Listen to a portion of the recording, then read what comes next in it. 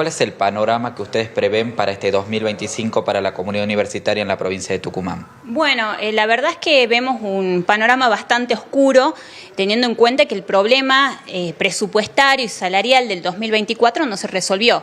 En las universidades, el aumento que hemos tenido del 1% a fin de año, 2%, no llegan a cubrir la gran deuda que tiene el gobierno con la docencia, con los no docentes en el ámbito universitario. Cuando vos decís no se resolvió, ¿hablamos de una universidad nacional sin presupuesto para este año?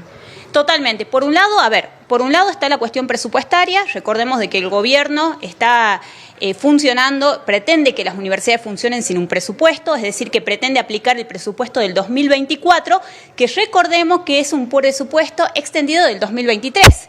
Entonces, es un presupuesto de ajuste. Teniendo en cuenta que además el presupuesto está integrado, el 90% del presupuesto está destinado para salarios de los trabajadores docentes y no docentes. Entonces, nosotros ya venimos del 2024 con una gran pérdida salarial, hemos perdido nuestro poder adquisitivo, casi 60 puntos hay una diferencia de 60 puntos entre nuestros salarios y la inflación. Es decir, que vemos un panorama bastante gris para este año, bastante oscuro, porque no se resolvió el problema presupuestario de las universidades y el gobierno pretende que las universidades funcionen. Indudablemente que bajo este escenario, con salarios de miseria y con presupuestos que no garantizan el funcionamiento de las universidades, va a ser imposible poder arrancar un año lectivo con la normalidad. Hay que ponerle un número. ¿Cuánto cobra un docente que recién se inicia en la docencia universitaria? Mira, tenés un docente auxiliar, categoría simple, de 198.000 pesos. Luego tenés 300.000, 400.000, 500.000. El 90% de la docencia universitaria y preuniversitaria está cobrando por debajo de la línea de la canasta familiar.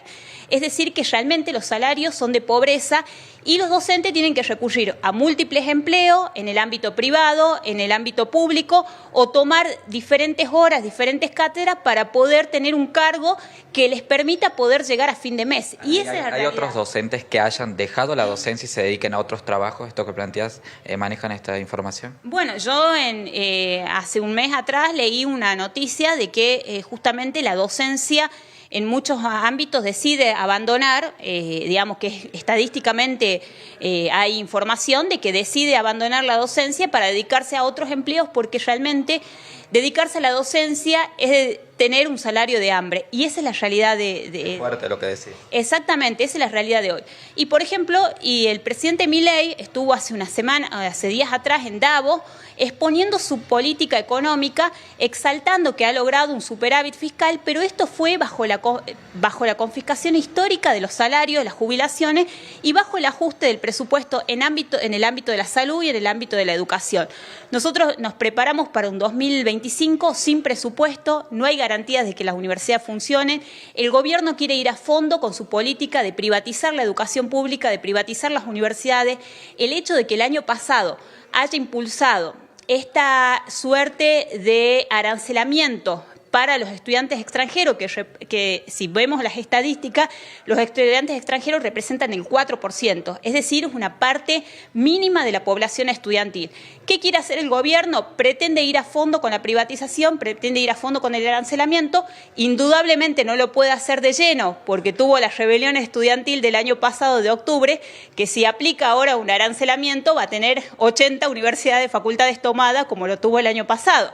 Entonces va de manera paulatina impulsando estas medidas con su único propósito de privatizar la educación. Un punto ahí, ¿no? ¿Cómo se garantiza, por un lado, el derecho a la educación y, por otro lado, el derecho docente, garantizando, ¿no?, la continuidad pedagógica?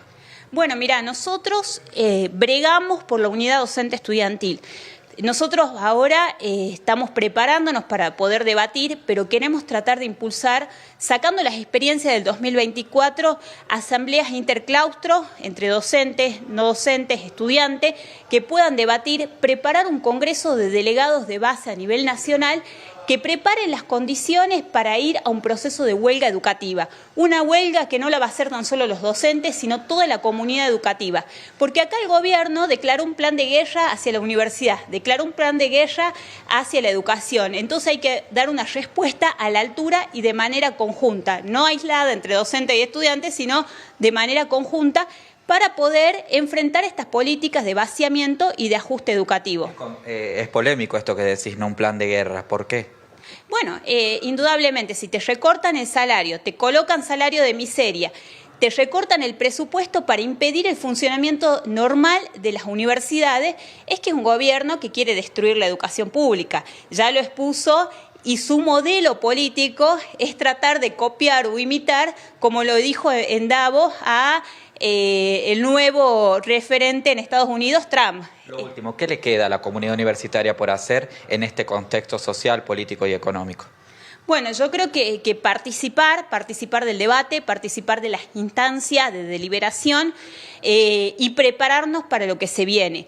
Acá no se trata de un enfrentamiento, sino que se trata de defender lo que ya tenemos, defender los derechos conquistados y defender las conquistas que a lo largo de la historia hemos obtenido. Entonces, defendemos el salario, defendemos el presupuesto, defendemos la universidad pública. Gracias, Anaí.